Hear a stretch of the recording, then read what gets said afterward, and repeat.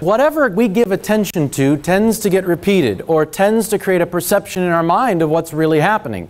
And if we actually, by taking all this coverage, hyper coverage of violence in schools and all that has happened, have actually made students feel like they're not very safe in schools, when the truth is completely opposite.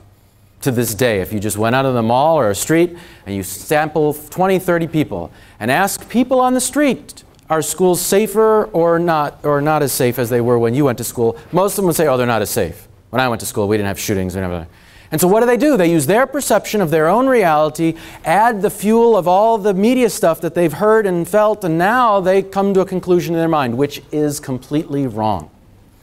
Having you in the schools, that might be the second best reason. Not only so we can connect with each other and have a connected network of community people that know each other, but so that we can also dispel the myths about what's happening in schools today. Because there are so many great things happening in schools today, especially in this school district. And yet the problem is that if one kid makes an unwise choice and does something not too smart, and it happens to involve a wet weapon or a substance, that will get the news media's attention.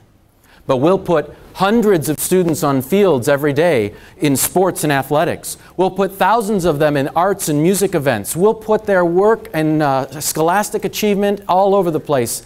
And yet that always is like a side story in the back of the paper and never gets mentioned on the evening news. If we have the ability to create that kind of grassroots awareness of what's really happening in schools, that might be the second most important reason we need you in the schools.